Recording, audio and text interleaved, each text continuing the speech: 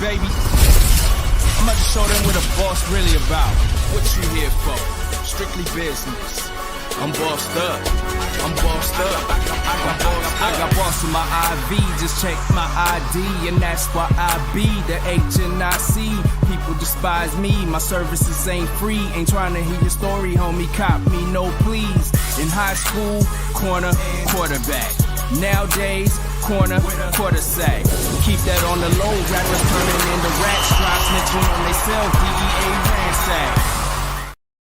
You doing, Seth? What's good, nigga? You heard him? Hey, yo, what you just called me?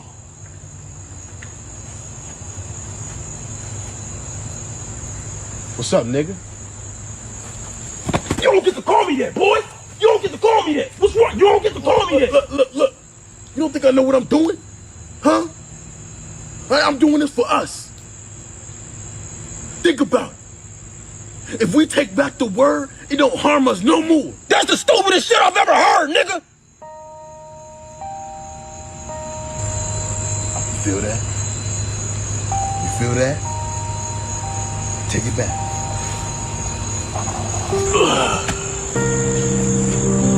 Yeah. Feel that?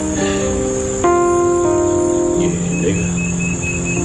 Yeah, take it back. It's yours, nigga.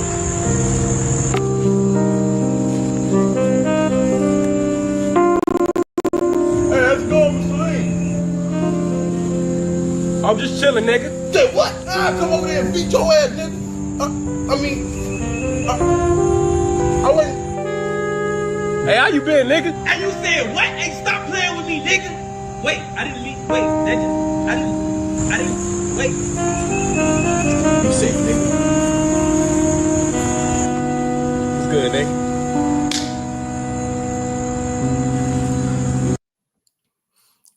What's good? What's poppin', nigga?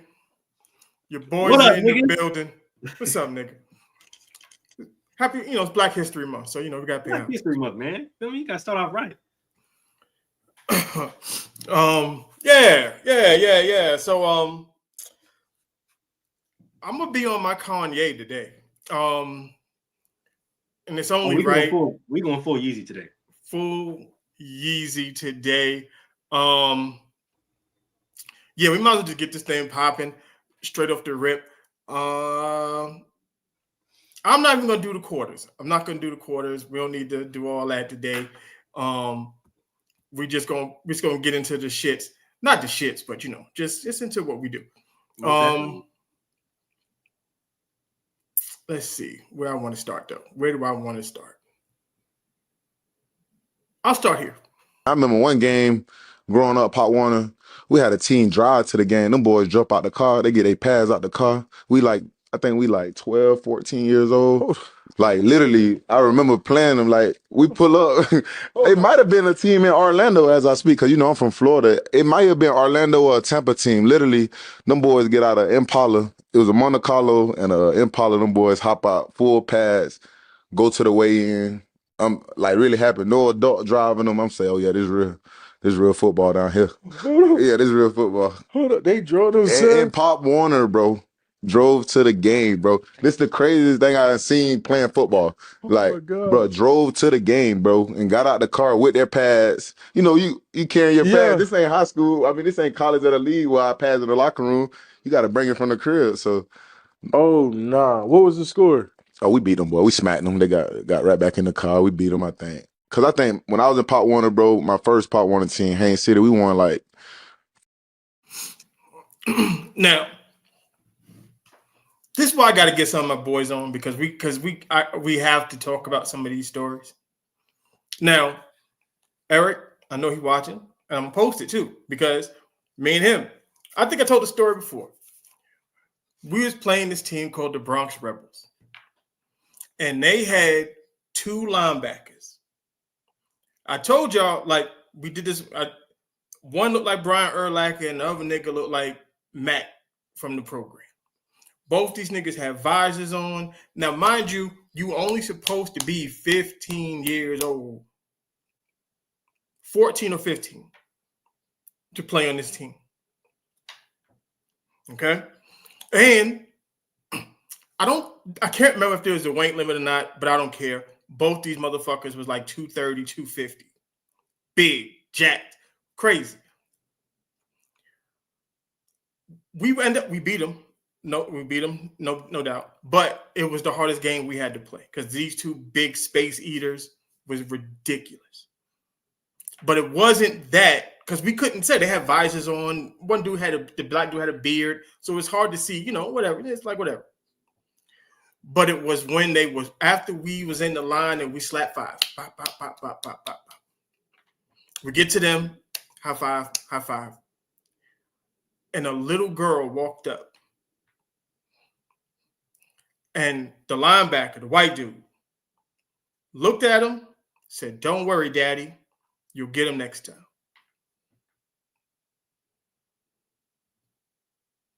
The little girl was every bit of 5 years old. Every bit of 5 years old. You want to know what's crazy? I feel like you're not a real football player if you don't have a story like that. Like, if you wasn't in Pop Warner and, you know what I'm saying, in Pee-wees, you feel me, junior midgets, and you know what I'm saying, you had that 3:30 game, and you see that team, that one team that everybody always talk about, and they really pull up in a 1972 Mustang 50 with some goddamn Ray-Bans on, a full bust-down, full-mouth grill, okay? About to play. And his pads on his back like this, talking about, "Hey, coach, you got my cleats?" Brother, you're 27. Yeah, mind you, we weren't innocent in all of this, but at least our dudes were passable. Like and Jum didn't even play like that. He was just on the team. He's old as my brother because he used to play basketball with my brother back in the day. So, but Jum was like 5'10", 160 pounds. I mean, he was there for comic relief for more than anything. I mean, like I said, every football player has got, you know what I'm saying, the stories like that. And we had a few on our team too, but they was all young-faced it. You know what I mean? Like, they didn't look like they were late for homeroom or Jum looked like Flavor Flav that play football. You know what I mean? Like, we had a nigga pull up, and I swear, like, bro, first of all, he wasn't fooling nobody, dog, because nigga was legit 6'5". Every bit of 6'5", okay? Like, I wish we had video of so you can see these two big men. They were like 6'2", 6'3", 230, 250. No. Visor on. Come on, bro. And they were big, like muscles. I'm like, come on, dog. I'm looking at the ref like, come on, bro. Like, they about to play the Jets next week. They play for the Giants. And it's crazy that you say the Jets, right? Because the dudes that I'm talking about specifically played for the Jets, right? And I'm looking at the commissioner like, you really gonna let this rock when you almost was about to not let me play over 2 pounds because you got to weigh in and shit. You know what I mean? Make weight. Bro was really tripping on me over 2 pounds, but this nigga just pulled up in a goddamn Mustang 50 with a full bust down grill, a goatee, and his motherfucking like his baby mom is sitting in the stands, but I'm on sanctions because I ate too much spaghetti last night. That's crazy. No, nasty work. That's crazy. And it's crazy because they put bro at running back too. That's crazy. Dog, every bit of 6'4", 225. That fucking running back running over a whole bunch of 13, 14-year-old goddamn children. Like, I was dumbfounded. I was like, I'm going to go play high school football just in case. And again, I want everybody to understand what we do. We started this, and we are going to champion everything this man does. Period. Point out, because it's because of us that Jameis Winston is a national treasure. I believe I can drive this bike.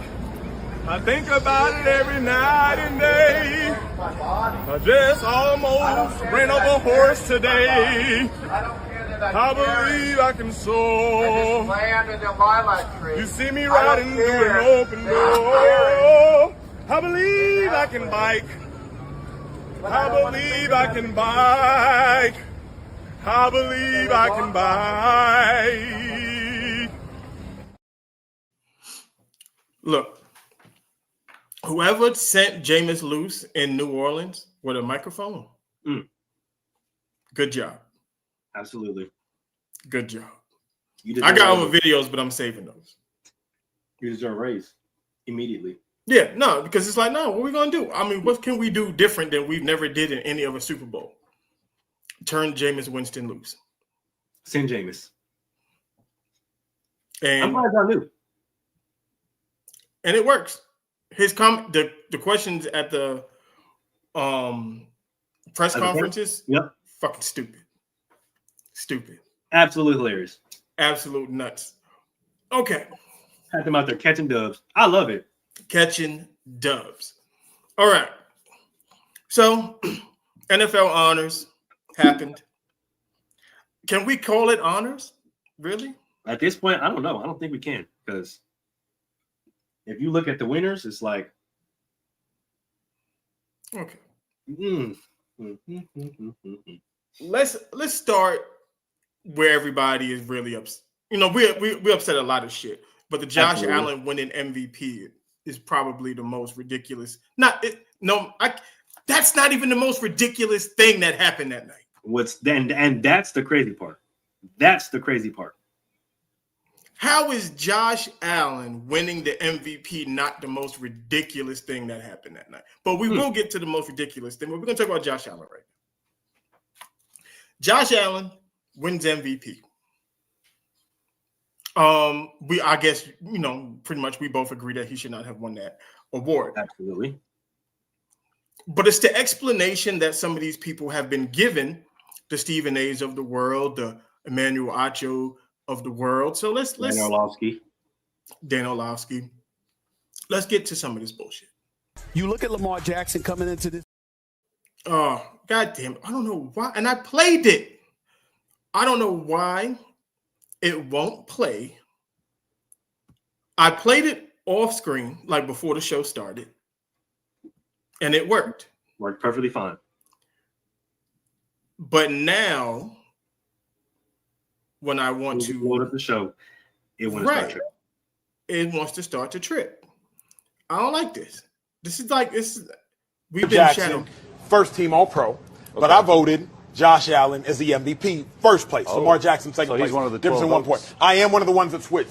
It's simple. I emailed the head of the AP who dictates voting, and he reminded us of several things. The first thing he reminded us, he said, hey, Acho, comeback player of the year, you shouldn't be coming back from being sorry. You're coming back from an injury. Remember, last year, Joe Flacco won comeback player of the year instead of, like, DeMar Hamlin. So he was like, just clarifying, make sure you know what you're voting for. So he said, hey, comeback player of the year. You're not coming back from being sorry. You're coming back from being hurt. Clarity. Hence why I believe it was Joe Burrow who won it. Then I said, hey, MVP, what does it go to? Because the Heisman in college is the most outstanding player in college football. All-Pro, Shady McCoy, it is the person who had the best all-around season.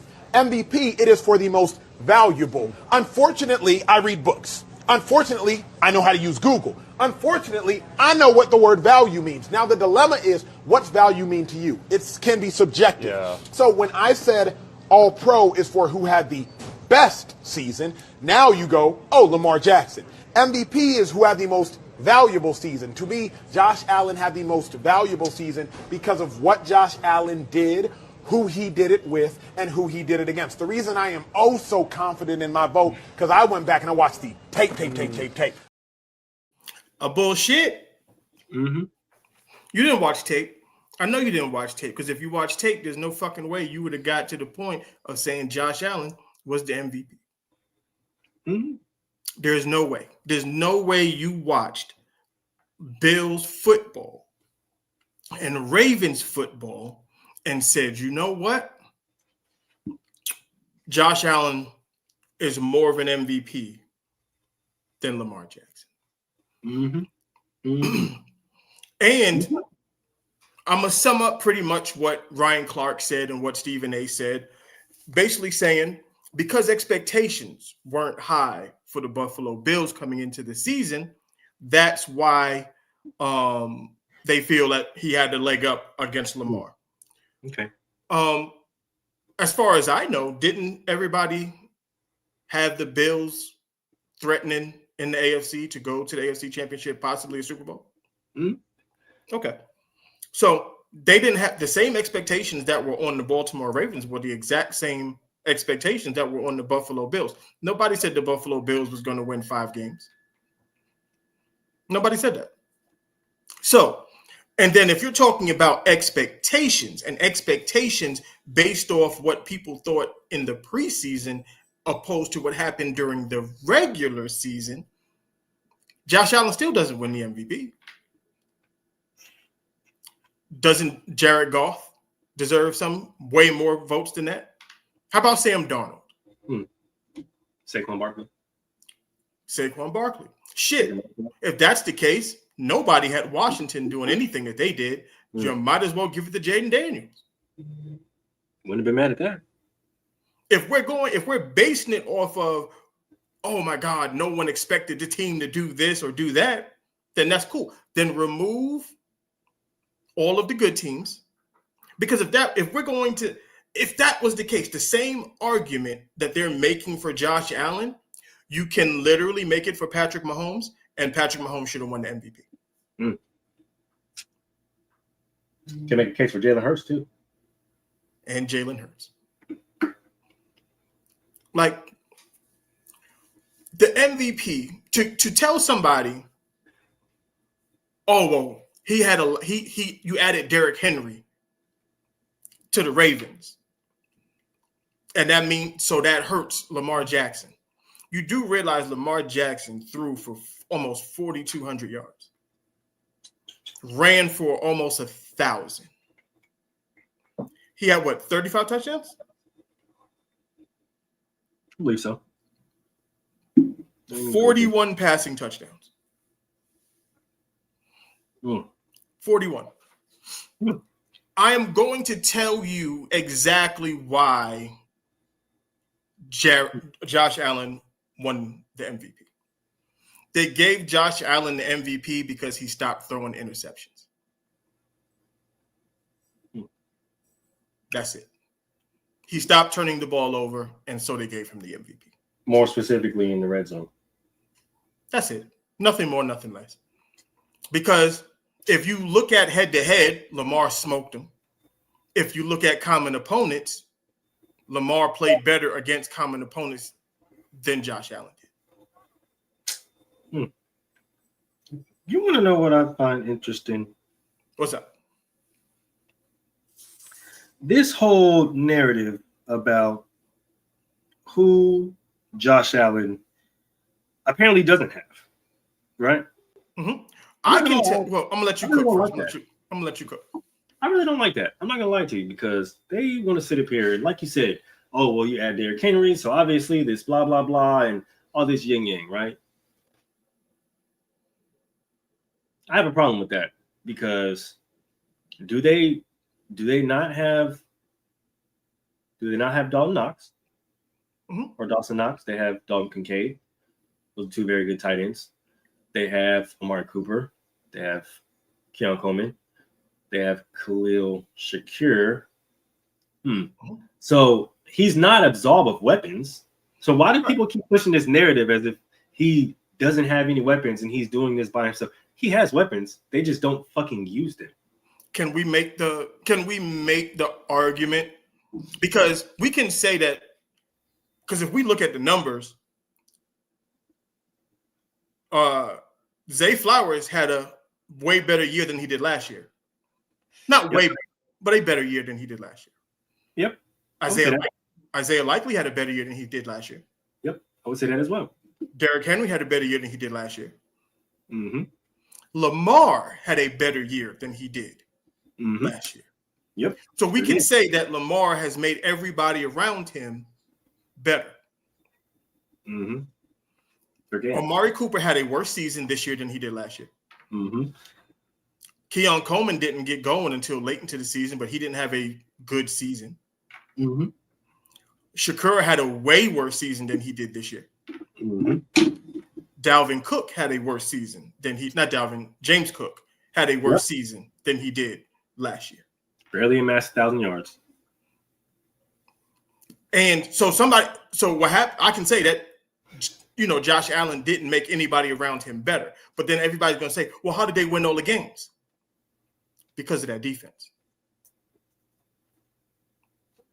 Matt Milano, Oliver, all that defense is why they did what they did this season, not the offense. And it's crazy that they give him this MVP because obviously he stops throwing red zone interceptions. He stops leading the league in interceptions. So, he's cut his turnovers. He's cut his turnovers down. So obviously he's playing better. That doesn't necessarily mean he's playing better. This is the problem that I have.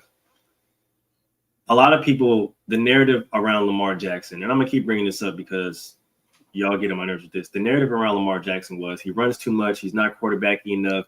He doesn't throw enough. He always relies on his legs. Blah blah blah. Yada yada yada. Right.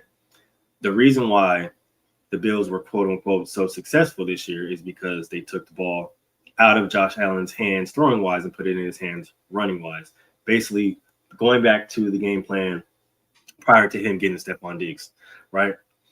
So and he still had less yards than Lamar Jackson.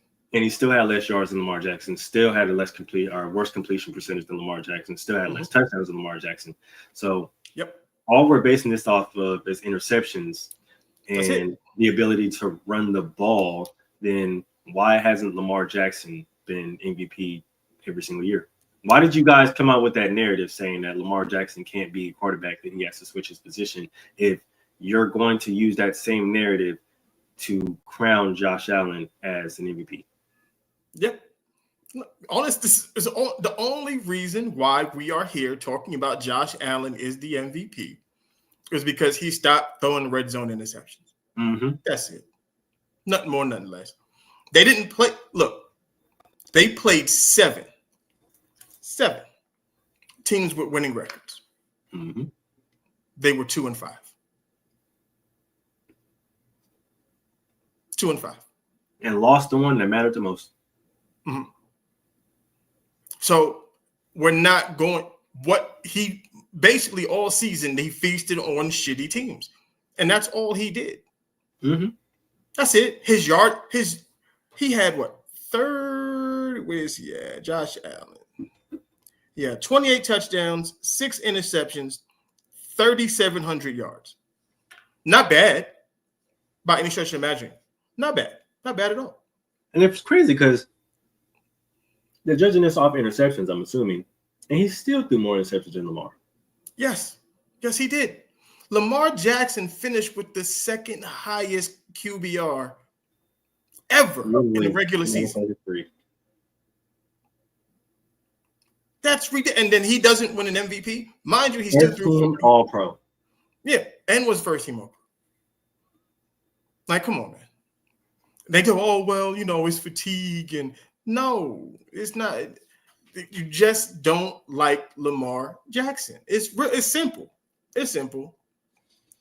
That Super Bowl is going to hit so hard. Yeah, Andre, I was going to get into the whole game. That's why I said if you look at the comparable teams that they played, the Texans when Lamar played them, and then the Texans when Josh Allen played them, there's no way you can look at those games and be like, yeah, Josh Allen is the MVP.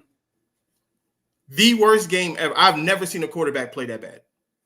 Exactly. And this is coming off of watching Mac Jones throw one pass against the Buffalo Bills and still beat them.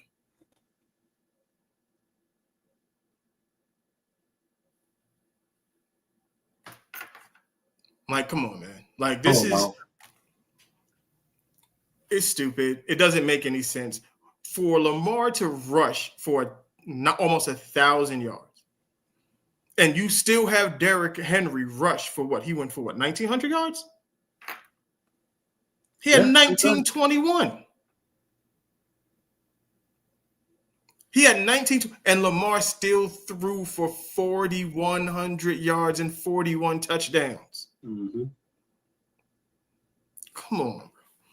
If that's not keep getting better as a quarterback every single year. Yeah, like I don't understand how that doesn't equal MVP. Now, even if you were trying to split hairs between Lamar and Josh Allen, and you're like, you know what, I don't know who to give it to because I got fatigue of Lamar, but I got to give it to somebody, then give it to Saquon Barkley. Mm-hmm. I'm with that. Because Saquon is more deserving of it than Josh Allen. Easily, too. And it's not even close. Like, come on, man. Like, it's stupid. It's dumb. Dumb. Now, let's get to some more of the dumb shit. Joe Burrow, comeback player of the year.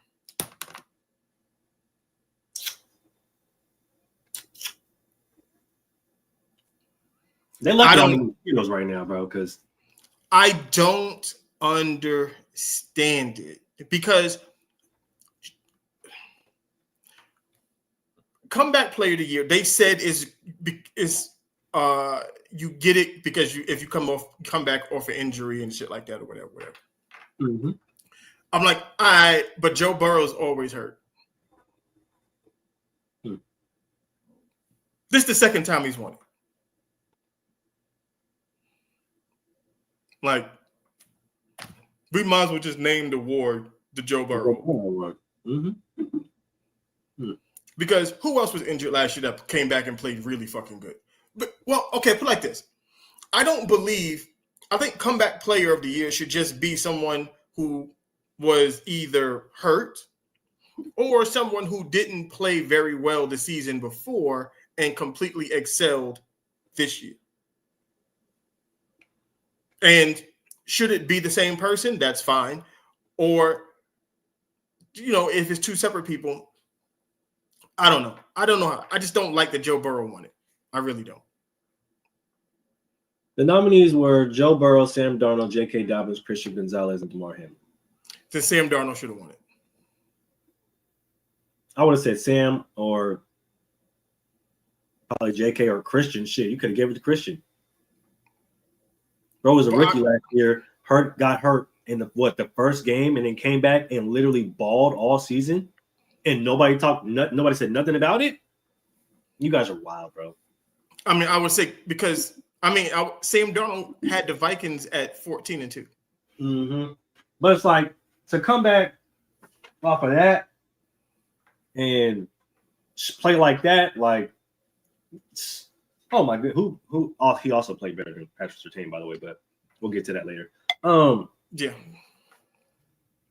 It's Sam. I can understand Sam though too. I'm not gonna lie to you. I would have been mad if they gave it to Sam, but like it's no.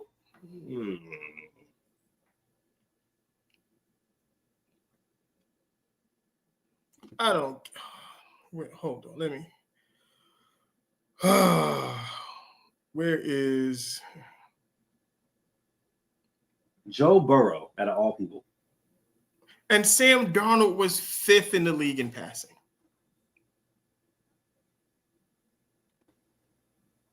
I can see if Sam Darnold didn't do nothing, but he was 5th in the league in passing.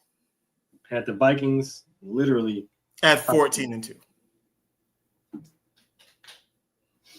And you give it to Joe Burrow. And you just gave it to Joe Burrow. You gave it to Joe Burrow because it's Joe Burrow. Because they like Joe Burrow. Right. Andre, they gave it to him just because of the stats. And I'm just like, and it's not fair. Like, to me, it doesn't make any sense. It's fucking stupid. Yeah, like the fact that he got an MVP vote was crazy. Which is never mind. Like the fact that he got an MVP vote was absolutely insane to me because you don't get whatever. That's stupid. But let's get to the dumbest shit of the entire night. The absolute dumbest shit from last night. Patrick Surtain winning Defensive Player of the Year. This shit is stupid. There isn't anything. There is no evidence. There isn't a speck of evidence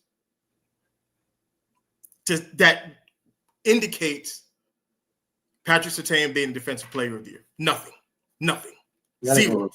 When I say zero, I mean absolutely nothing. Patrick Surtain, I think he only had like 28 tackles all year.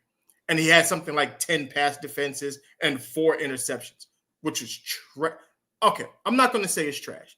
But if you're talking about Defensive Player of the Year, that is trash. That is absolute dog shit. Especially when you got a dude like, oh my God, what did Corey Joseph do this year? Hold on. You talking about the safety from the Lions? Yes. Goodness gracious. Corey Joseph had 83 tackles, 12 pass defense, and 9 interceptions.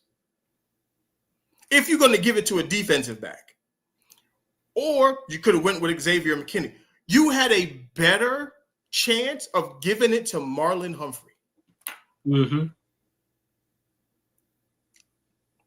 Before you even got to Patrick Surtain. He had 45 tackles. Derek Stingley Jr. had a better season. He wasn't even the best cornerback to play this year. Christian Gonzalez, like I said, was better than him, had a better season than him. Like, this is dumpster juice. Like, I don't even know how, even if, oh my God, I forgot about fucking Denzel Ward. Like, bruh, the DBs that you could have gave it to before you got to Patrick Surtain is ridiculous. You literally, Mikey Samerstill had a better season at cornerback as a rookie. Cooper DeJean had a better season at cornerback, by the way. Like, he's in the Super Bowl, guys. We had Nate Wiggins had a better as a season. Rookie. They threw him at nickel, which is one of the hardest positions to play on the fucking field as a DB. He is a white boy. Do y'all hear me now? He is a white boy. And they put him at nickel, and he had a better season than Patrick. Like, what did Patrick Surtain do?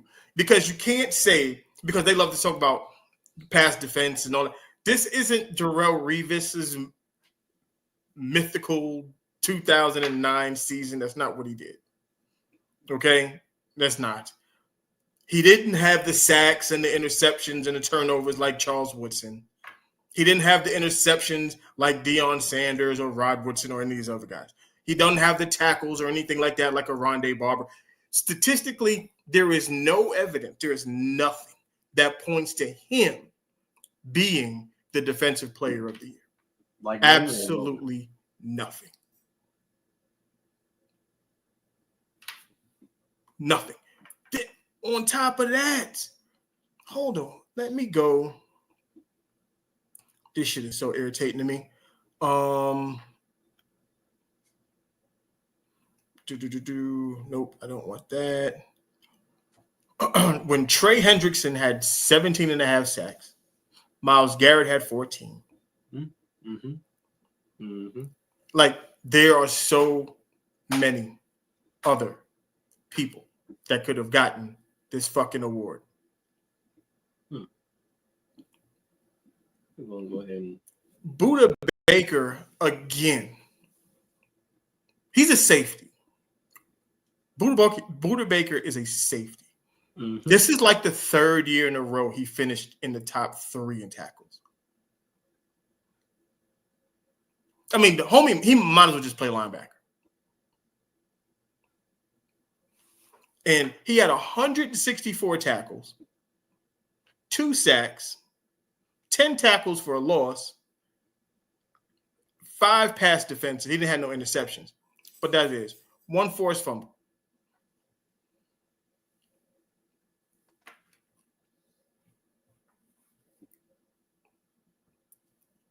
could have given it to Zach Bond, middle linebacker from the Eagles. Well, yeah. Well, Darrelle Revis didn't win it that year because fucking Charles Woodson had a better season. We had that. I'm not going to do that again. But we'll get to that later.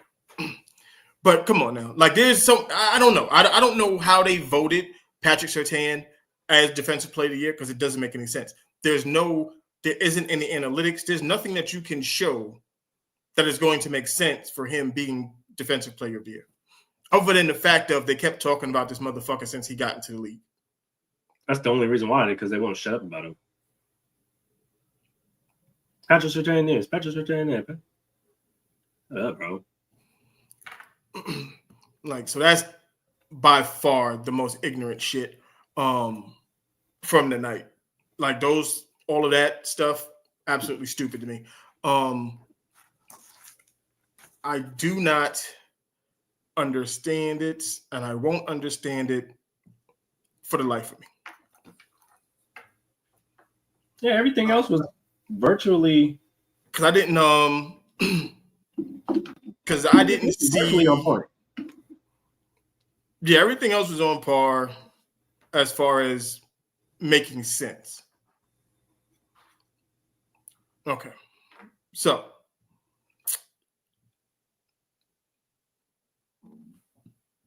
did you hold on? Let's get to this dumbass first too. That, and then obviously we got a really young group of receivers. All can be really, really, really special, but I think personally we need a guy that's proven to be a number one already. So somebody that's we know is going to be a little bit more consistent. That maybe played here before. If he come at the right price, tell him to slide. You know, I've had to talk some tape. Josh, great work. Open the crew, we appreciate that effort. Hey, Josh. One final thing, man. Yeah, one final thing. This dummy don't know how to shut up. That's all he do is talk. He's been running his mouth since he left the Raiders. And bro, you got that receiving core is legit. It's disgusting. That receiving core is legit. You have a number one. He just got hurt. Literally. That's all. He got hurt. He's just been on. Christian Watson got hurt. Yeah, he's literally just been battling injuries. Dontavian Wicks is legit. Reed is legit. The tight ends are legit. Like that. Shut up. I for somebody, and you know what? I'm not even gonna say nothing. Offense rookie of the year. Who won it? Jaden. I mean, I didn't watch it. I know Jaden Daniels won. Yeah. Yep, Jaden Daniels won. Offense rookie of the year. Jared Verse won defense rookie of the year. All right. Yeah, okay. So numbers, that's why I said it should be on par. Yeah, everything else makes sense. Yeah. Also, did you hear CJ2K? He said he had the best season ever. I don't know if he said it. I would have to go. I would get the video again and look at it. But I know he said as for a running back, he had the best season ever for a running back. Ever for a running back? Yes. Like ever? Ever. Because what he's doing is he's saying his 2,500 yards from scrimmage, which is the most by a running back in NFL history, makes him the best season of all time, in his opinion. I would say, fuck no. Like total yards, it sounds dope, but no. I would put Marshall Faulk's. I think Marshall Faulk had 1,300 yards or 1,400 yards rushing and like 1,000 yards receiving one season. To me, that season was better. Hold on, let me get to Pro Football Reference. Just so I remember. Where's Marshall? The year Marshall did it, he had 103 catches he had 87 catches for 1,048 yards and 1,300 yards, and 1,381 rushing. Like that season was better. Christian McCaffrey had a season where he caught 116 passes from running back and had 1,000 yards receiving and like 1,300 yards rushing. But I'm just going through a list right now.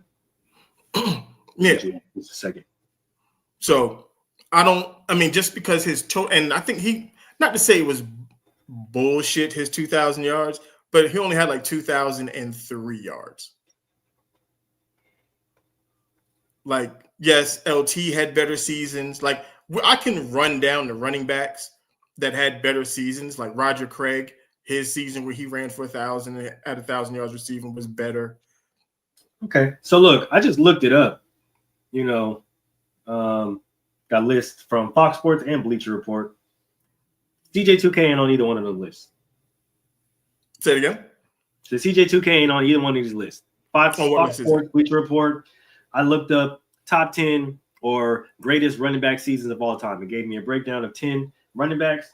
CJ2K is not on either one of these lists. Yeah, because he just based it off of total yards from scrimmage. Like, correction, he's number 9 on the Fox list. Yeah, like Barry Sanders' season was dope. I think Saquon I would put Saquon's season last year better than his. I put Saquon's season this year better than his. I mean, that's what I meant this year. LT, OJ Simpson twice, Terrell Davis, Marshall Faulk, Eric Dickerson. Come on, bro. Yeah, better season than ED. Like Mr. Rand, I got it in my face. Yeah, because he's just going off of totals, and I'm just like, it sounds dope, but AP, like Jim Brown. Are you dead ass? Let me see. Hold on, because this gives us a nice little breakdown or something.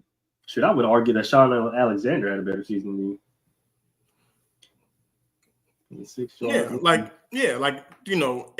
LT's 18 and 5 and 31 TDs was insane. Like, you can't, because I think even that season where Chris Johnson, I think he only had like 14 touchdowns.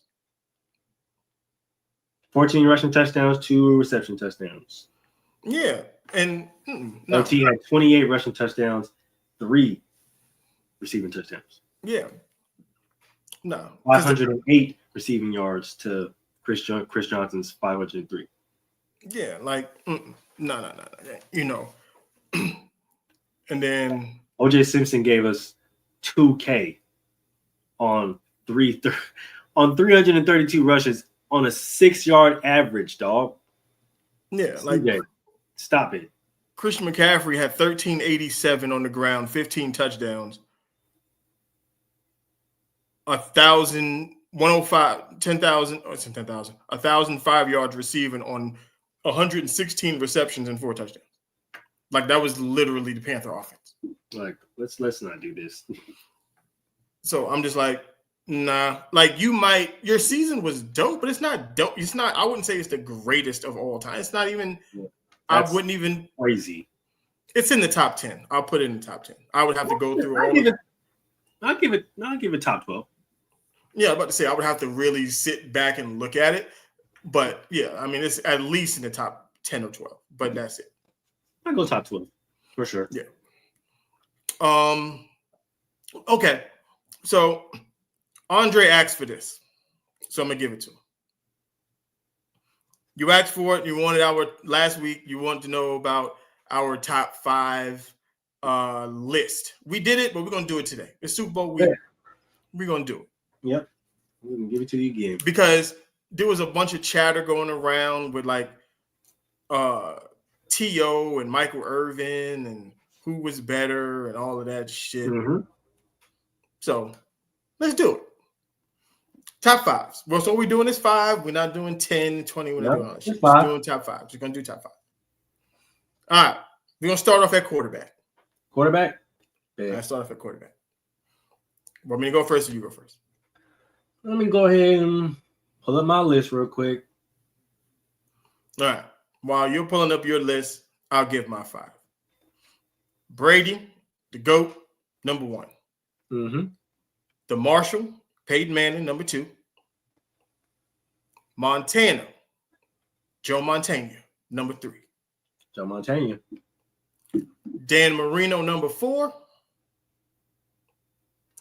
5 was where I was fighting between Favre and Elway, but I went Elway. All right. Number 1, of course, Tom Brady, of course. Number 2, little swap, but I'm going to go Joe Montana. Number 3, he refers to him as the Marshal. I refer to him as the Sheriff. Peyton Manning. Number 4, of course. And I don't care that he didn't win a Super Bowl. And I understand the narrative around Aaron Rodgers, and he's the best. No, if you watch Dan Marino play, no, I want to hear it. Dan Marino at 4. And it was a top. Nah, it's never really been a top. I'm not going to lie to you. Even though I don't like the Broncos, I'll take Elway at 5. Yeah, I was just torn between him and Favre. So I was just like, because the way it came down to it was if I had a game on the line and it was Elway and Favre, who would I want quarterbacking? I instantly went to Elway, so he won. Yeah. Yeah, Favre might. Because Favre going to do some goofy shit and try and fit a pass in between 8 niggas and throw an interception. Yep, you're going to throw a pick, and I'm going to be pissed. Yeah. Running backs. Running backs. All right. This always creates bullshit in people, but it is what it is. Give me Barry at 1.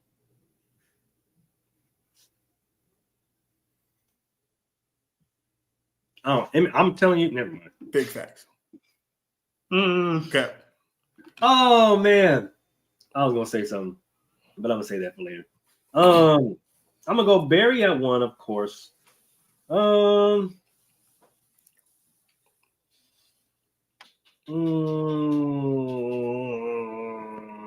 got Barry at 1. I'm not gonna lie. Running back always gets kind of Barry. Like I said, running back get dicey because it is what it is. But okay. Damn it. Okay. I hate this because damn it, I'm telling you this. This list is forever changing. But I'm gonna go Barry at 1. Give me Walter Payton, Sweetness at 2. I'm gonna go LT at 3. Give me Bo Jackson at 4. Okay. And I'm gonna go Eric Dickerson at 5. Okay. That's very different. That is different. Very. Okay. See, I'm gonna go Barry at 1, Eric Dickerson at 2, Walter Payton at 3. I got Adrian Peterson at 4. I can dig that. Marshall Falk at 5. I can dig that. I'm not mad at that at all. I like that. Right. I always get into these arguments too because everybody, oh, where's Emmett? That nigga's not in the top 10. He's not. That's the comment I was going to say for later. Emmett's not in my top 5 or really my top 10. I'm not going to lie to you. Right. Barry, Marshall, LT, Sweetness. Fucks with it. I think people forget about Marshall Falk entirely too much for me. They do. Now, this one, the receivers where it get funky with me. Woo! Oh, I make every put like this. I'm gonna do this now because they're probably gonna shut the live down after I'm done with it. But it is what it is. Fuck everybody who thinks anything different. This is my list. This is what I do. This is my top 5. Okay, it is what it is. So brace yourself because people always get mad. I got Jerry Rice at 1. The GOAT, he always won. Larry Fitzgerald at 2. Those two will always be there. It's Jerry and then Fitz. Always. Can't change that. T.O. at 3. Marvin Harrison at 4. Tim Brown at 5. Hey, shout out to Mr. Raider. I'm glad he showed up on this list. I'm glad my boy Mr. Raider showed up on this list, man. I love it. All right. Jerry Rice at 1, obviously the GOAT. Larry Fitz at 2, obviously, baby GOAT. This is where it gets kind of controversial, but Tim Brown at 3. I grew up a really big Tim Brown fan, so sue me. I'm gonna go Steve Smith Sr. at 4, the little man that played big. Solid. Last but not least, give me Terrell Owens. Solid. Yeah, because we always get a lot of shit when we post these because everybody says, "Where's Randy Moss?" And I tell people all the time, listen, I don't take part-time wide receivers. I don't take quitters. Just gonna put it that way. I don't take quitters, and I don't put like it is what it is, man. Randy Moss is not even if somebody was gonna say, look, you have to pick 4 wide receivers to be on your football team. Randy Moss isn't one of my 4. No, because he doesn't make my cut. He doesn't do anything that I wouldn't get from the 4 guys that I would pick. And those 4 guys would be Jerry Rice, T.O., Fitz, and Chris Carter. That's just my 4. Yeah. And I feel that. He don't make my 4 either. My 4, Jerry, Larry, and I'm gonna throw in. This is gonna be this is gonna be crazy. Fuck it, Jerry, Larry, Steve Smith Sr., and I'm gonna give me Isaac Bruce. Right, like Randy Moss was a good look. Randy Moss was a one-trick pony, but that one trick was amazing. Do not get it crazy. Chris just missed. I got Chris Carter at 6. I got Chris Carter at 6. But if you're asking me to pick a team of wide receivers, he's one of the 4 that I would take. I just like his skill set. Yep. I feel that for sure. Tight ends. Tight ends. Let me see. Well, actually, this one isn't really that hard. I'm not gonna lie to you. My number 1 tight end of all time. I don't care about the numbers. I don't care about accolades, about anything. I'm gonna say Shannon Sharp. That is always gonna be my number 1 tight end of all time. So number 2, it's gonna be give me Tony Gonzalez. Uncle Tony. Number 3, as much hell as he gave the Raiders, give me Antonio Gates. Number 4, I'll take Rob Gronkowski. And at 5, give me a Raider. Give me Dave Casper. Okay. We got this. We got pretty much the same list. We just got them in different order. I got Gonzo. I got Tony Gonzalez, number 1. I like that. Uncle Shay is 2. Even though, like I said, we can flip them 2 back and forth. At 3, I got Jason Witten. I like that. I got Antonio Gates at 4, Gronk at 5. I like that.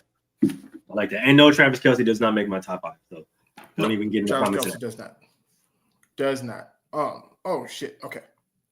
All right. So we go. I don't do offensive linemen because we got to break down 5 different positions. Yeah, exactly. It's too much guard, tackle, center. It's a whole bunch. Way too much. But I did break up linebackers from outside linebackers and inside linebackers. Because I'm not doing left linebacker, right linebacker, and middle linebacker. Stupid. I'm not doing all that.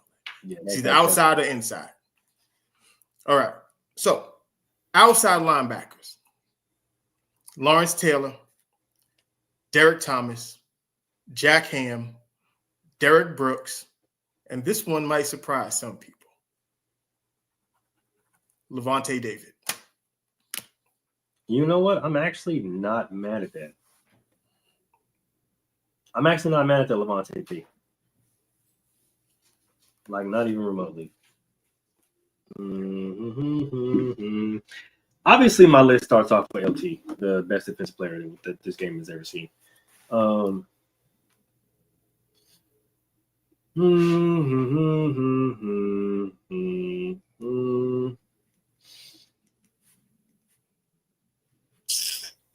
I'm not gonna lie. See this one is always kind of weird because it's like outside is different. It's not necessary. That's a good one. But all right. So look, let me see. T-Sizzle. I thought about T-Sizzle, but no, not Very top good. 5. Not in top 5. Very solid. I'm gonna go ahead and start off with, of course, Lawrence Taylor. Give me Ted Hendricks at 2. God damn. You said Ted Hendricks? Mm-hmm. Okay. As much as I hate the Cowboys, I'm laughing because every single time I see this man's name, I just think about this nigga singing the national anthem, and it was you need DeMarcus Ware at 3. See, DeMarcus Ware was funny because I put DeMarcus as a defensive end. I don't understand why they do that. Why they did that, man, like that, dog. Y'all ain't okay. Never mind. Y'all ain't have to make that boy get up there and sing like that, man. Oh shit. Give me Von Miller at 4, and then I'm gonna take. See, Von Miller's another one. I'll put him at defensive end. Yeah, I guess it depends on the scheme, but true.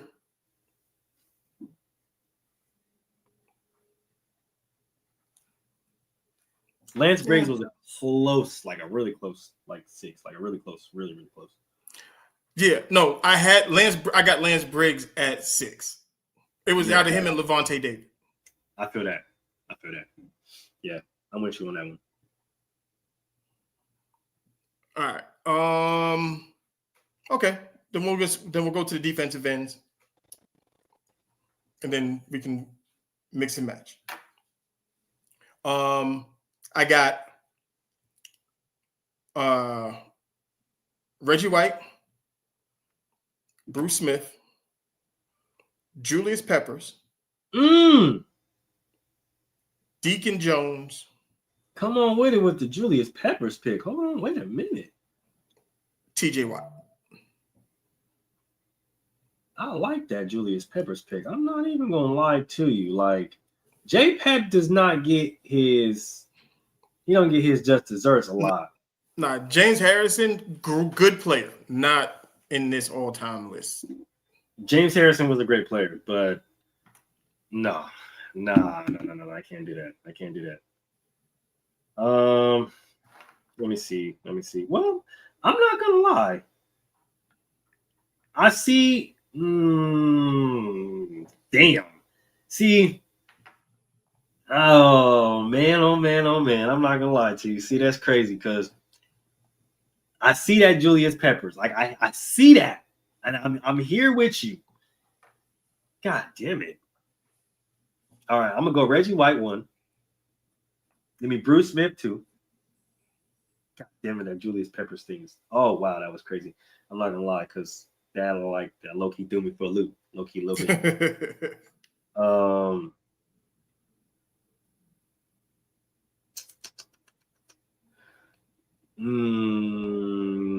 Yeah, that's a toss up between both these guys. Okay, wait, I'm gonna give me Howie Long and Deacon Jones.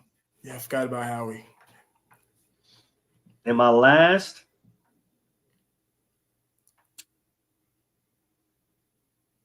give me Alan Page for my last. Okay. I fucks with it. Defensive tackles. This is weird because defensive tackles get kind of lumped in with the defensive end sometimes, so it gets kind of goofy. But you know, it is what it is. So, defensive tackles. I'm going to go tackles. All right, let's go ahead and get this money.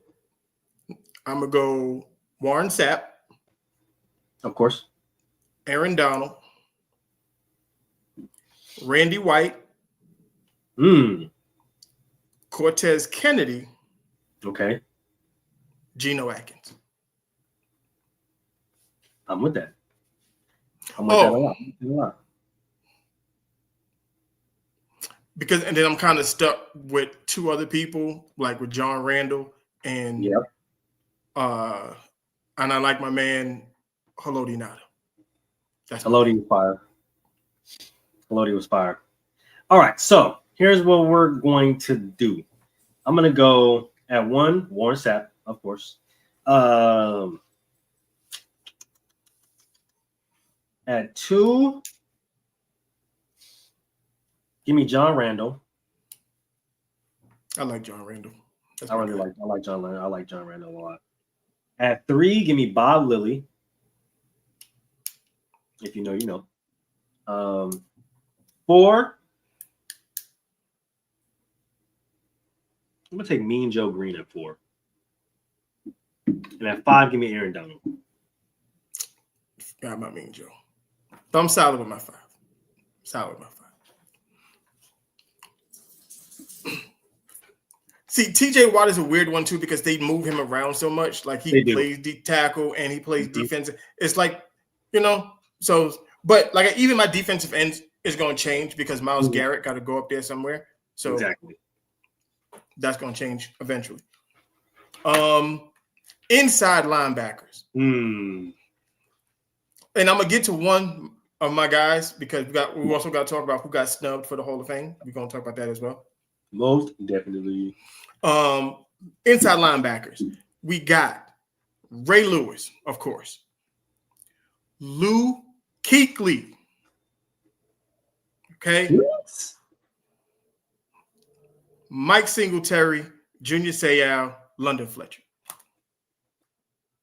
I'm with that. I like that a lot. I got Ray Lewis, London Fletcher. I got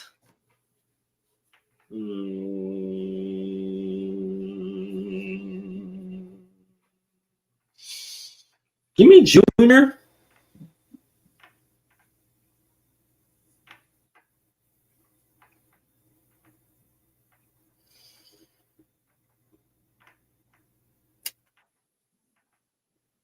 This is where kind of gets dicey. Actually, no, it doesn't. Give me Takeo Spikes at 4. Takeo at 4? Yeah. Niggas don't remember Takeo, boy. No, I'm just saying Takeo at 4. All right, I'm gonna clear this up because this is for the casuals that don't really remember Takeo Spikes. Man, boy, what's up? No, here's the problem. I got London Fletcher at 5. And then give me B-Lack at 5. I'm gonna take B-Lack at 5. Fucking overrated. I heard Brian Urlacher. It was either him or fucking goddamn P. Will. Fuck, he definitely overrated. Zach Thomas is in my top 10. Zach Thomas is definitely my top 10, but Barney Rubble for surely Mr. Disrespected. Yeah, Barney Rubble is definitely in my top 10. That is Zach Thomas. Safeties. I'm saving the cornerbacks for last. You know I always gotta do that. Safeties. I got Ed Reed, Ronnie Lott, my man B-Dog, Troy Polamalu, and Paul Krause. People forget about Paul Krause. I wasn't prepared for that Paul Krause. For that Paul Krause. I'm not gonna lie to you. Got to do their homework on Paul. Yeah, people forget about Paul, man. I'm not gonna lie to you. All right, safe. Now, are we count? Never mind. Charles Woodson is the only nigga I can put as a safety and a cornerback. Yeah, see, and that's where I was gonna go. I was gonna ask, but I was like, yeah, never mind. All right, Rod Woodson too. Rod Woodson too. Yeah, number 1, Ed Reed. Number 2, just because we never got to see his career fully play out, and he got taken from us very, very soon. But I thought at 2 he would definitely be one of the greatest safeties that we've ever seen, especially with that Redskins defense. Bro was going to be disgusting, dog. Oh my god. At 2? I don't put him in. Give me Sean Taylor. I don't put Sean Taylor in because he didn't play long enough, but he would have definitely been in. Oh, he would have. Oh my gosh, Oh, y'all so lucky they took ST away from us, dog. Because he had that Redskins defense on fucking 10 mode, boy. I cry right now. All right, so yeah. Ed Reed won. My boy ST, Sean Taylor. Number 2. Give me Ronnie Lott, number 3. It's not every day that a nigga can bite off his finger in the middle of a game and keep playing. And keep going. Give me B-Doc at 4. It's the reason why I wear number 20. And birthday twin, Troy Polamalu at 5. All right. Now, we get to the meat and potatoes. We get to the cornerbacks. Oh, yes. Yes, Rod Woodson is definitely at cornerback. All right. Cornerbacks. It's very easy for me. This is not a hard situation for me. I stand on this every time I do this shit. Only one I kind of flip-flop on is kind of like 5, but it is what it is. Prime at 1. Charles Woodson at 2. Mm-hmm. Champ at 3. Rod Woodson at 4. Now, 5 is always kind of, I can go either way because it could be Darryl Green or it could be Night Train. I'm gonna go Night Train right now, but just understand Darryl Green is like right there. I like that. Of course, we got to go Prime at 1. Give me C Wood, number 2. Give me Rod Wood, number 3. He gets a lot of he actually doesn't get a lot of respect, but he actually gets a lot of disrespect. A lot of people don't really talk about him. But give me the man with probably the greatest nickname of all fucking time, Lester the Molester at number 3. Give me Eric Allen at number 4. See, Eric Allen is right there too. And now that like I said, we're gonna get to we can get there. We can get there. As soon as we're done with this, we can get into other shit. And then I'm gonna go ahead and take one Willie Brown at number 5. All right. You are very Raider loyal. Oh, most definitely. Absolutely.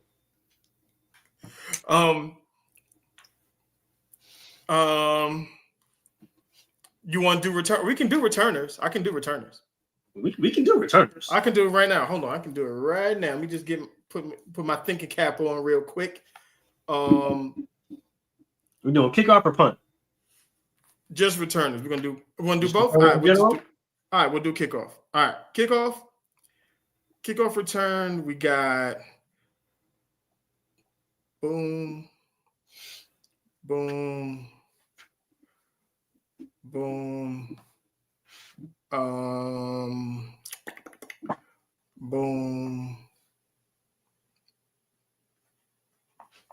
Boom. Punt return.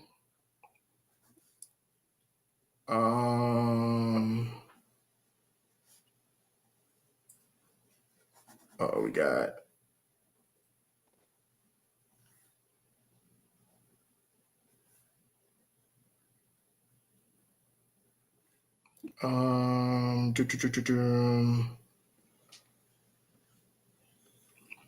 who else? Who am I missing at punt returner? My brain's not working right now.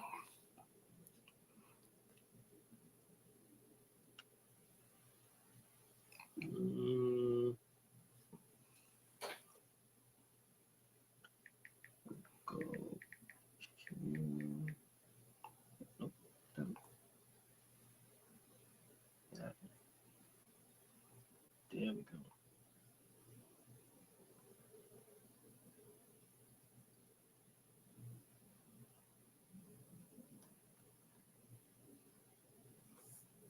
Oh, okay. There we go. I forgot. That's my nigga too. I don't know how I did that.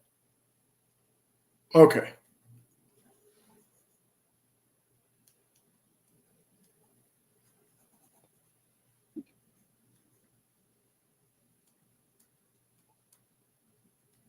Okay.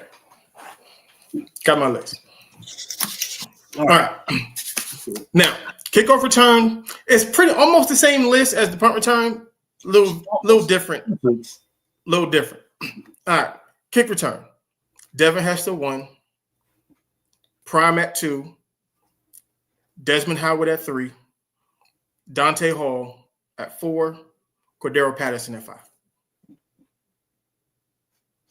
Little tweaks here and there, but relatively the same. Give me Josh Cribbs at 1 because he be cribbing shit.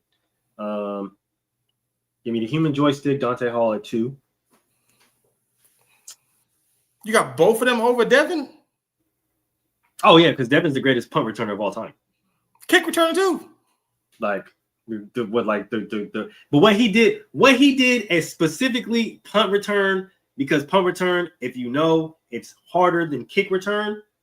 That's the reason why I think it's like here when it comes to like kick return. When I measure kick return and punt return, I got punt return like all the way up here, and kick return is like here because you got the wedge block, you got the punt return. One nigga missed a block. I got to highlight like it's not really. Don't matter. Devin I got to play like that. Okay. You know what I mean? And it's just crazy because you have to take into account what Devin Hester did in college too. I do. I know a lot of people don't. But I'm just doing pro. I'm just going pro. Number 3, of course, D. Hess. Number 4, a lot of people don't remember him, but Leon Washington. And number 5, shout out to my guy, Percy Harvin. How you not have the nigga who won Super Bowl MVP returning kicks? It's messed up. It's blasphemy.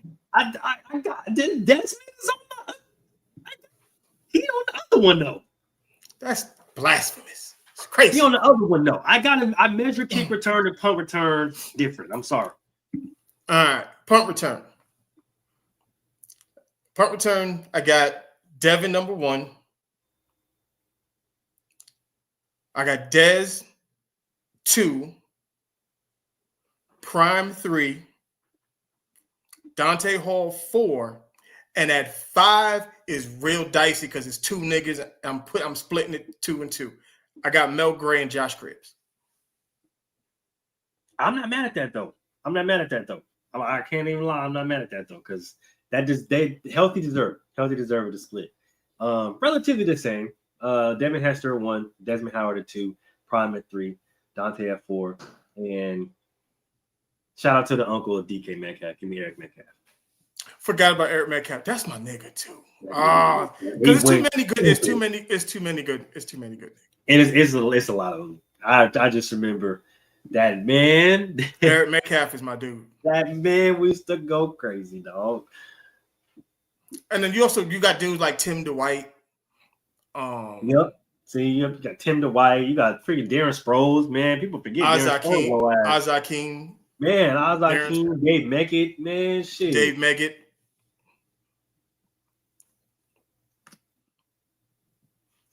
Yeah, Darren Sproles. Man, even Adam Jones, fucking ghetto ass freaking man. Oh, Pac-Man, yeah. Yeah. All right. So, and I had a segue and I was going to get to it, and I can't remember what it was now. Anyway, Luke Kuechly not getting to the Hall of Fame is ignorant. It's absolutely crazy. I don't like it. It's stupid to me. If you're going to put Patrick, okay, I guess the biggest issue is when everybody likes if it's. Oh, you talking about Brian Mitchell? It was Brian Mitchell before Darren Sproles. Yep.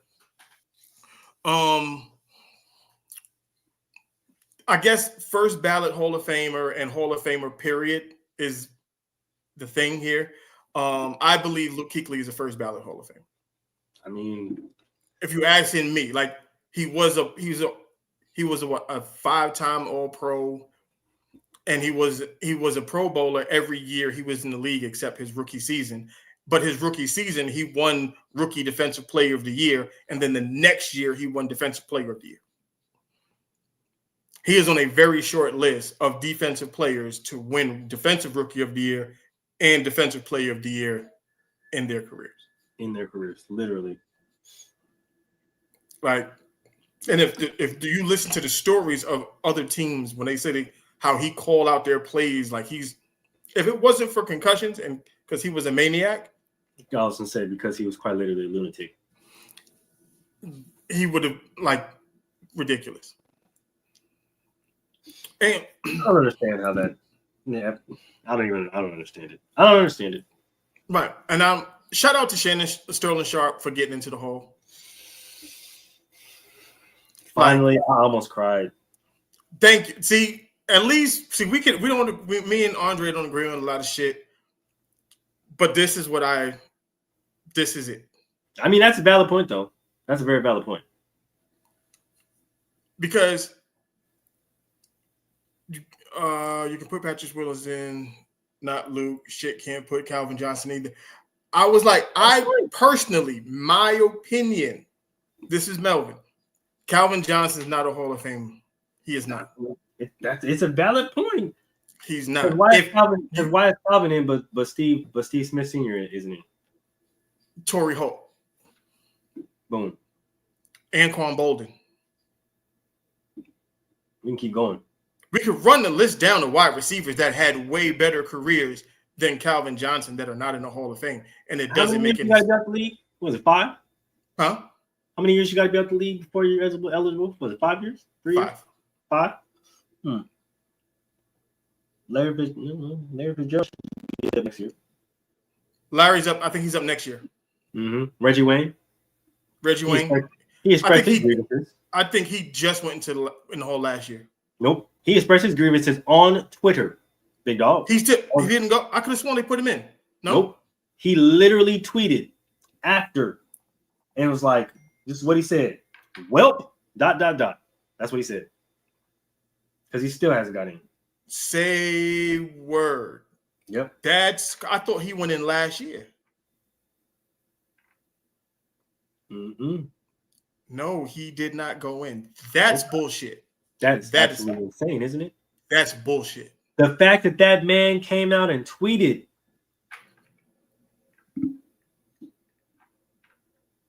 That's bullshit. I actually thought he got in last year. So we don't have okay. This is retarded. So no Steve Smith Jr., no Reggie Wayne, Anquan Bolden, Henry Ellard. I don't care if some of you motherfuckers might be too young to know who Henry Ellard is. Henry Ellard is one of the coldest wide receivers, period. Fred Taylor not being in the Hall of Fame is absolutely stupid. Absolutely disgusting. Torrey Holt, people don't know about Irvin Fryer. People don't know about Irvin Fryer. Brandon Marshall, I will stand on everything. I will stand on, as much as I don't like him as a podcaster, Brandon Marshall is a Hall of Fame wide receiver. A Hall of Fame wide receiver, period. Hines Ward. Man got a rule named after him. He's the reason why we cannot crack back anymore in games in NFL. Not even just in the NFL, dog, in all levels of football. Yeah. That's not a Hall of Famer? Right. Like, ridiculous. Okay? Ridiculous. Hold on. Let me just get to the running backs before I get to ranting about Eli. Fred Taylor, Steven Jackson, Corey Dillon. Fred Taylor, Steve Jackson. Warwick Dunn. Corey Dillon. I will stand on Marshawn Lynch as a Hall of Famer. Period. I don't even want to hear an argument. I don't want to hear an argument at all. Shit. Eddie George. Why is Eddie George not in the Hall of Fame? Eddie George. Somebody asked me that question. I don't think they can. Sense. I don't think anybody can. It doesn't make any sense. Doesn't make any sense. The same way they told about how Eli Manning is not a Hall of Famer. Eli Manning is top 10 in everything. Okay? Even interceptions, it is what it is. Fuck y'all. It is. And he got 2 fucking Super Bowl wins against the GOAT. He has 2 Super Bowl MVPs. You cannot put a 2-time Super Bowl MVP not into the Hall. And he's a first ballot Hall of Famer. All that, he can get in on like his 3rd or 4th try. No, he's a Hall of Famer. He's for sure a Hall of Famer. The only reason why he fell out of the top 10 as of recently is because Matthew Stafford just passed him up. Like, he was literally top 10 in every single category. Yes, including interceptions, like Mel said, fuck y'all, nigga. But He was top 10 in every fucking thing. Let's not come on, dog. Like y'all put fucking Terry Bradshaw in. I don't want to hear shit about putting Eli in. Terry Bradshaw and fucking Joe Namath. Joe Namath. If them niggas is in the Hall of Fame, fuck that. And then also this notion of, oh, well, he never led the league in passing. Is neither did Troy Aikman. And that nigga's in the Hall of Fame. That nigga's in the Hall of Fame. Like, you realize, like, Joe Namath, his claim to fame is one season. One season. Okay, I had to put an H on the front of it so I can. One season. Okay, he was literally ass every season after that. Every season after that, he was ass. And that one season in the Super Bowl that the Jets barely won, they almost fucking lost. Looking at some of these passing numbers is crazy. Like they almost lost. He almost lost on a comeback win to an old ass Johnny Unitas. Jared Goff having 3,500 passing yards is wild to me, and I don't know why that's wild. Ryan Tannehill got 3,400. Like what the fuck? Yeah, but Jared Goff did that shit in 8 years. That is true. Damn, hold on, wait a minute. I'm slinging the rock with Jared. Like this. Like, God damn. That nigga arm is finna be a noodle by the end of his career. Yeah, like this nigga is tweaking. Like, that's ridiculous. That's a lot of fucking yards. In a short amount of time. Like, holy shnikes.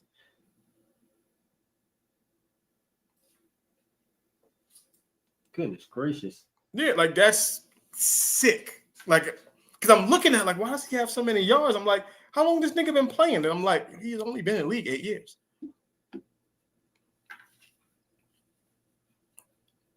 Like, he keep going. Like, that's wild work that he's on right now.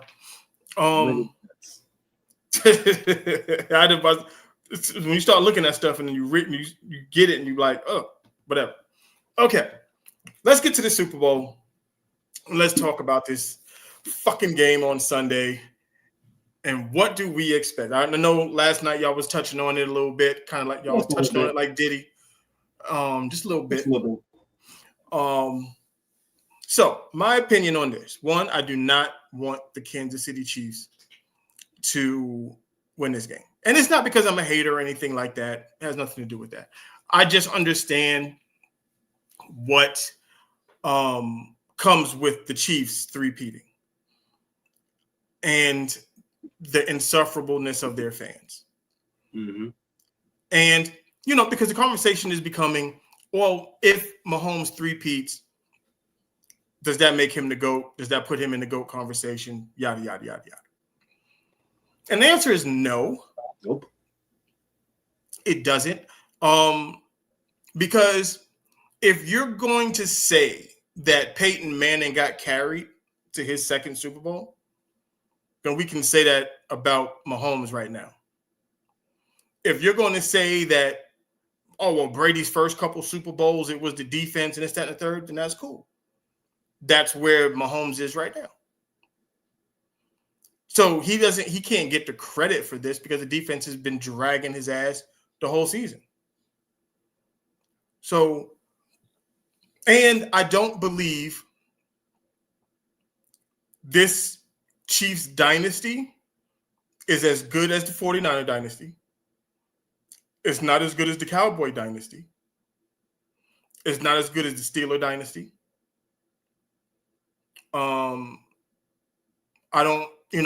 don't think it's as good as the Dolphin team that won the Super Bowl. Like this, I don't think it's good as the Patriot team that won the Super Bowl. Like, I don't consider this Kansas City Chief run spectacular at all. They're doing it. I'm gonna give them credit for doing it. They're not dominant. They're not the greatest show on turf. Like, they're not. There's nothing about any of these wins that they had where you felt like they were dominant. Even though they've gone, they've been to, what is it, 6 AFC Championship games and Yep. what is it, 6 Super Bowls now? Because what is he? He's 3-2 right now, so this is Super Bowl number 6. Yeah, I was gonna say this would be the 6th one. You know, so but does this feel dominant? It doesn't feel dominant to me. It doesn't feel like those 49er teams from the 80s. It doesn't feel like the Cowboy team from the 90s. Like it just doesn't feel like it doesn't even feel like the Buffalo Bills from the 90s. And they didn't even win the Super Bowl. You know what I'm saying? They didn't even win the Super Bowl.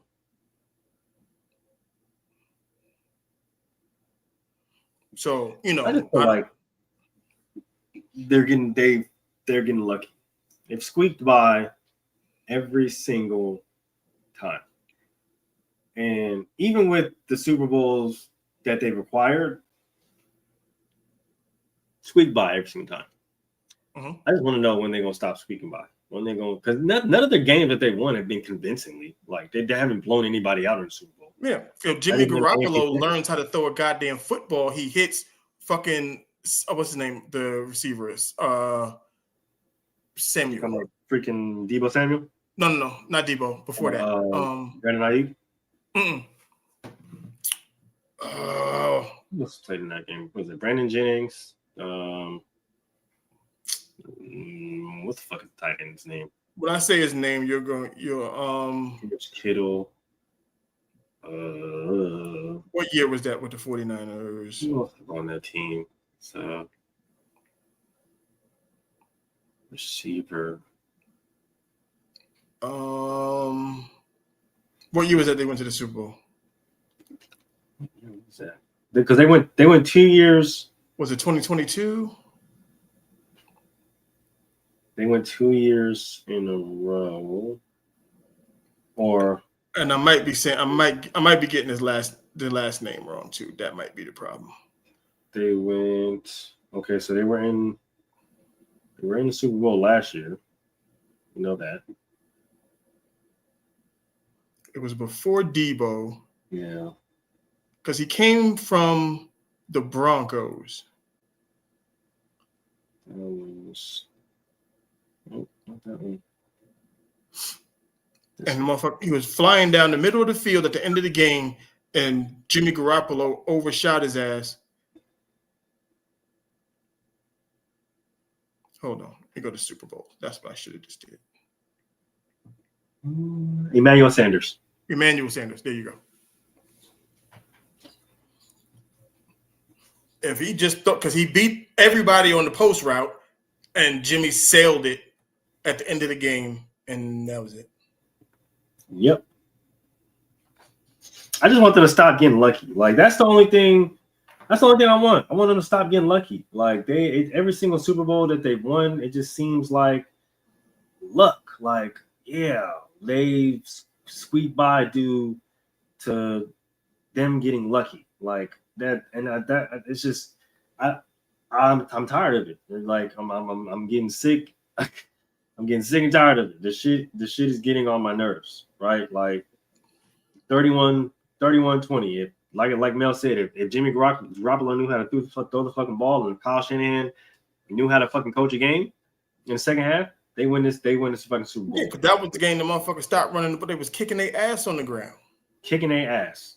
Look, the last time that there was a blowout in the Super Bowl, it was Tom Brady and the Chiefs. Belt to ass. Belt to ass. But I think is because Bruce Arians knew what the fuck to do with Patrick Mahomes. He knew how to neutralize Patrick Mahomes. I don't understand why everybody else just don't copy that. I think that's going to be very important in this game. And I think the Eagles are set up to do it properly.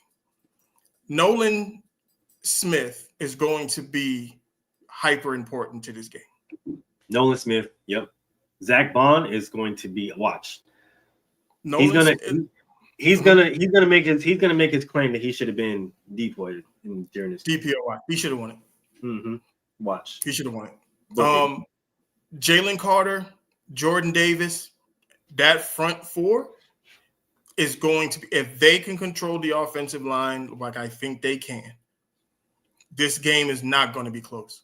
It's not. And all they have to do is stop the run game. Stop Kareem Hunt and Isaiah Pacheco, hard running ass, from going early, because they don't have any receivers that can beat their DBs one-on-one.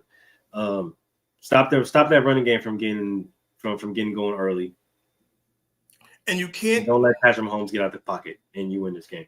And don't let them run side to side. And what I mean by that is all of the jet sweeps and all the stuff that they do going side to side. Don't get beat by that. Don't let Xavier Worthy all that shit. Don't let Xavier Worthy be the X factor. That's the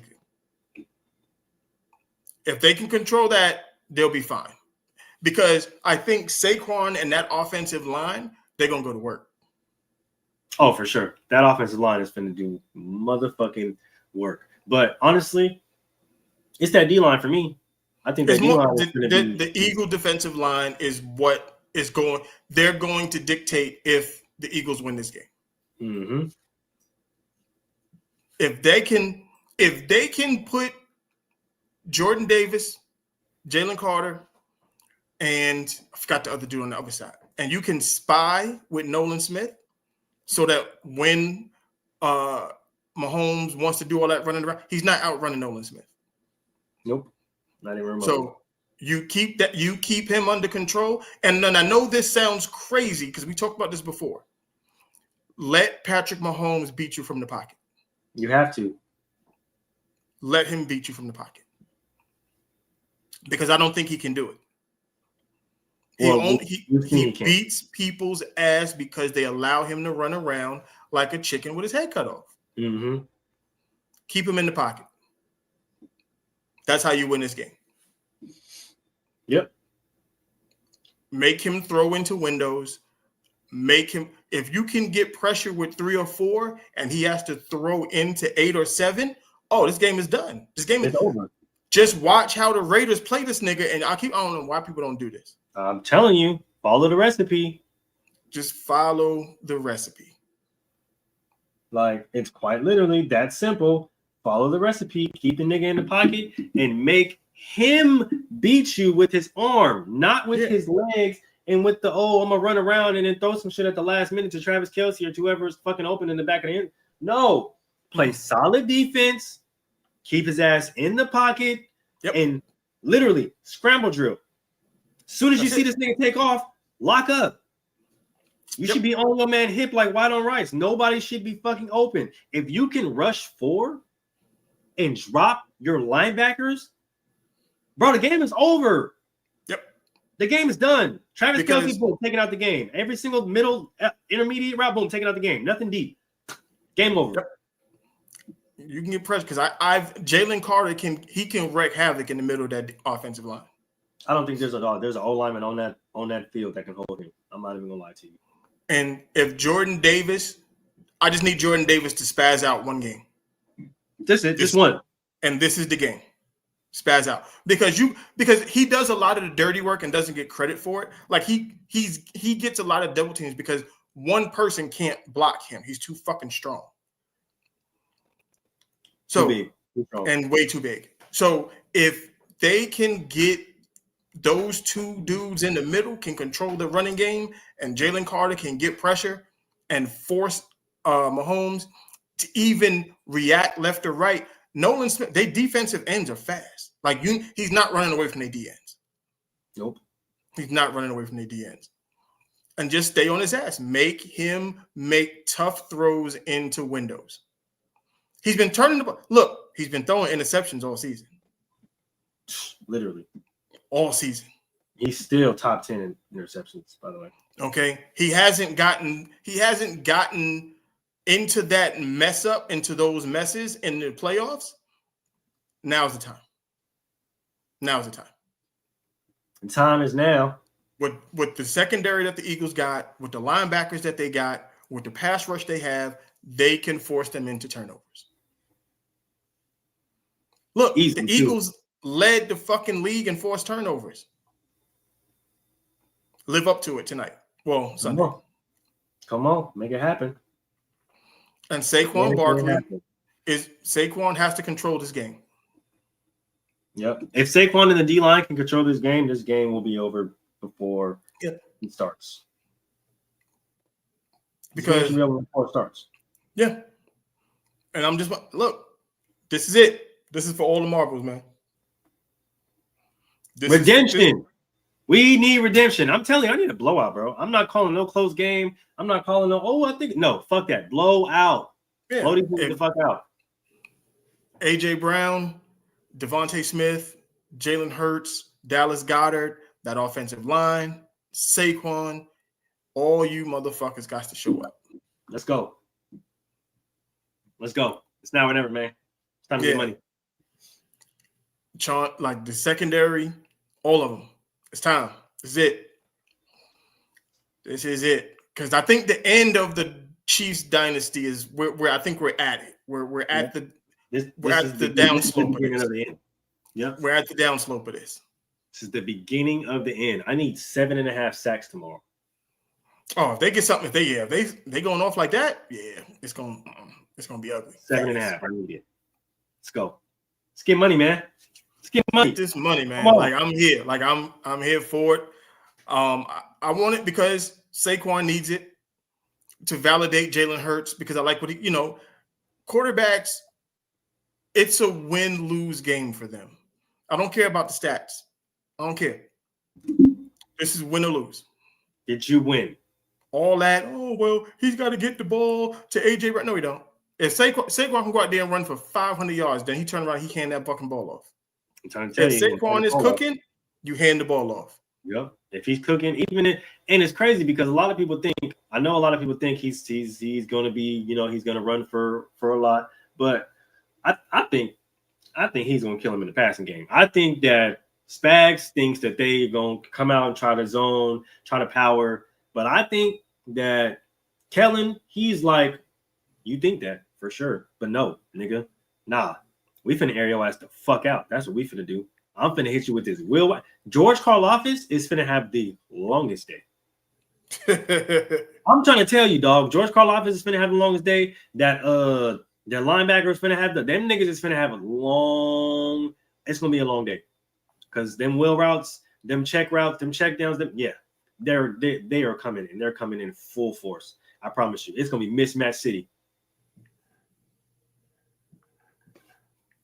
Because I'm trying to see, because I know Timmy Smith, that's all he ran for? Oh, yeah. No, he ran for 204 yards. Okay. Mm-hmm. Saquon going to break that. I need that. Hell yeah, I need a blowout. Yeah, like Timmy Smith. I'm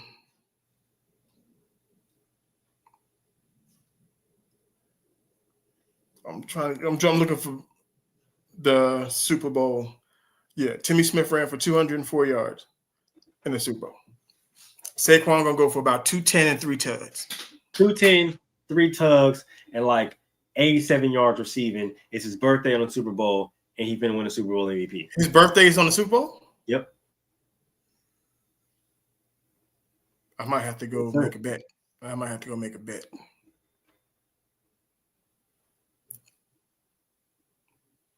Okay. That's all I needed. Yep. February 9th, 1997. Oh.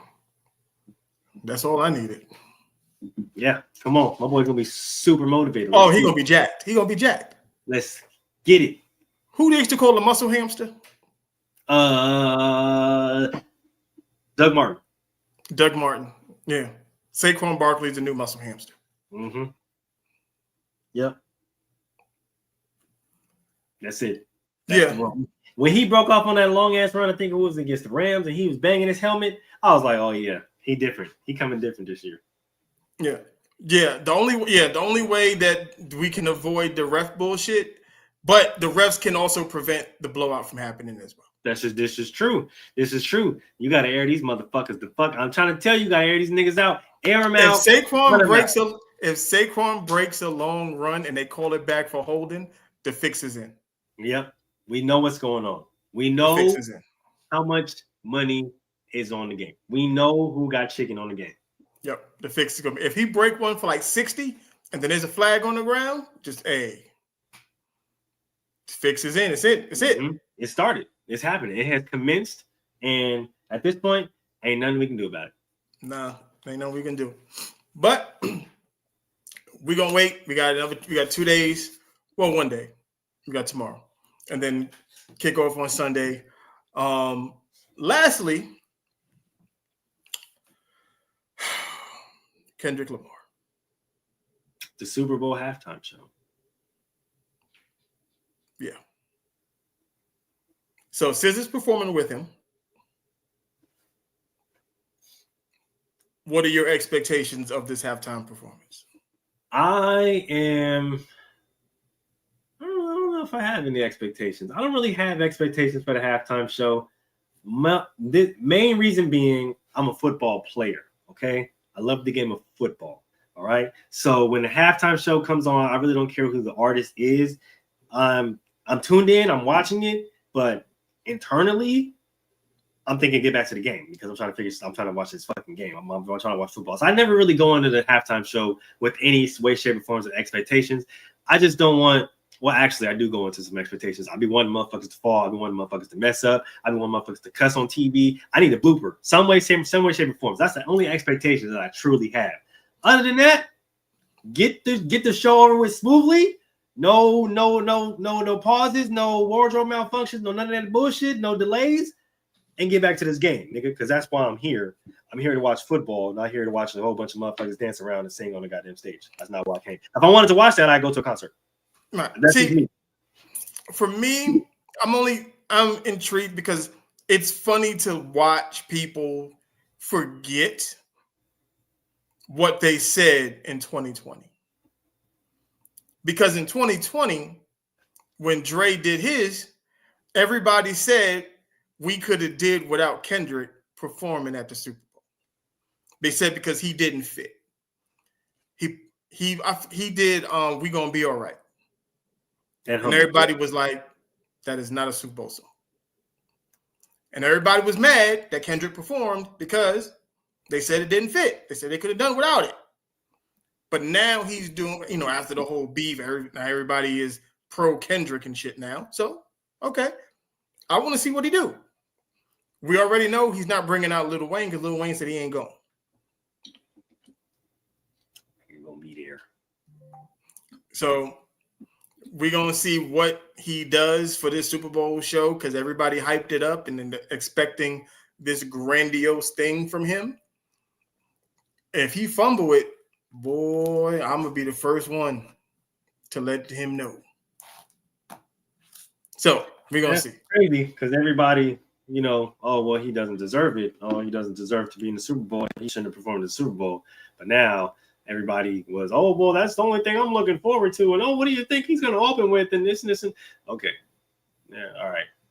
That wasn't what you niggas were saying that wasn't what you niggas were saying a few years ago. All you niggas oh, no, his songs are too slow. He doesn't have any songs that can play for the Super Bowl. Exactly. Now that he gives everybody, what they wanted. Oh, no, I want Kendrick. We love Kendrick. Come on, Kendrick, perform at the Super Bowl for us, please. Exactly. That's the only thing that the switch up is crazy. So I'm just like, all right, like he still doesn't make stadium music, but we're gonna find out. Yeah, it's funny. It's like, we'll see. What he's gonna do, and I'm gonna call it what he's going to do. He is going to bring out an HBCU band. He's going to do all of the most. So Grambling? That's the only HBCU out there, I think. I don't know which one. I don't know which one. I know he's gonna bring one. It's probably gonna be Grambling because they're local. And that was the whole point of him having SZA with him, is because he's not gonna do the shit. He's not gonna go solo dolo. He's not gonna do it. I don't know who else he's gonna bring out. Every Super Bowl they bring out like multiple guests. So it's like Well, normally it's 2. So you know, it's like, him and is him and SZA. Like, I just want to know, like, well, I don't know, because we know Usher brought out her, he brought out Alicia. Who the fuck else he bring out? He brought out somebody else. I don't know. I'm forgetting right now, but well, that's because most brought out Janet Jackson and then exposed her breast. So there's that. Yeah, like I said, it's normally 2. So we'll see. Unless you Prince and you just by yourself rocking out. Well, I mean, Prince, Michael Jackson, stand there for 5 minutes and let everybody yell. Yeah, because I don't think Kendrick's catalog isn't stadium worthy to rock out for as long as he's going to need to rock out. As long if you're not like a fan like that and don't listen to that type of music, then it's gonna bug you. It's gonna bug you out. You're gonna be like, so when is kickoff, my nigga? Like, yeah, and that's the reason why there's that disconnect, right? He doesn't make the music that's up tempo and upbeat, and that's what a lot of people like to listen to nowadays.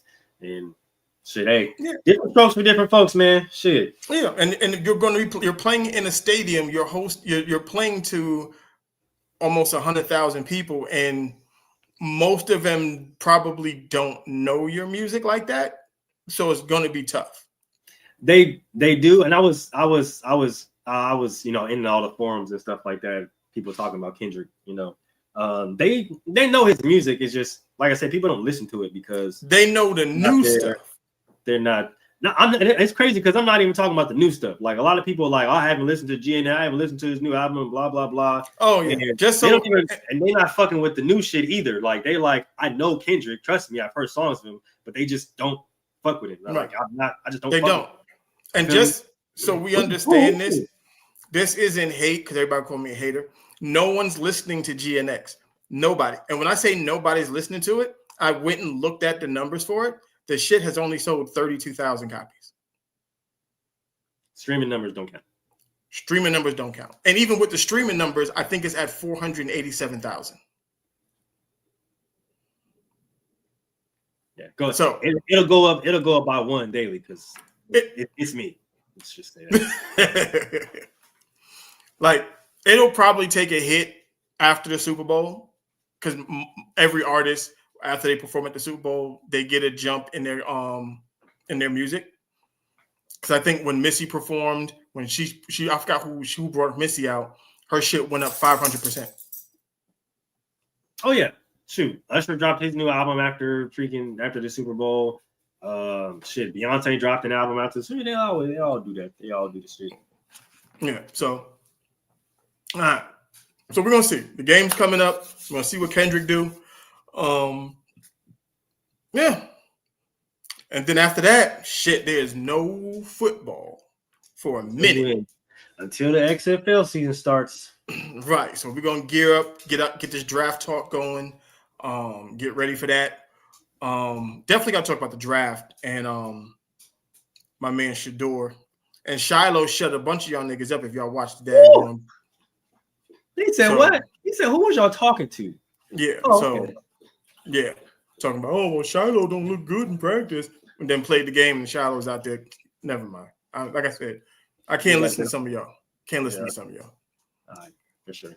But make sure y'all tap in with the rest of the show throughout the rest of the motherfucking week. Next week, after Super Bowl, we're going to be back on Basket to Basket talking about all these fucking crazy-ass goddamn trades that happen in the NBA. Gentlemen's Talk, you already know, coming up on Wednesday. PBT on Thursday. And we back right here talking that ish inside the huddle. So make sure you like, comment, subscribe, keep sharing, keep hopping on this goddamn content train because we're going to keep rolling and we're going to see y'all next week. Yes, sir. Yeah, come on, push your button. Push the goddamn button. Push the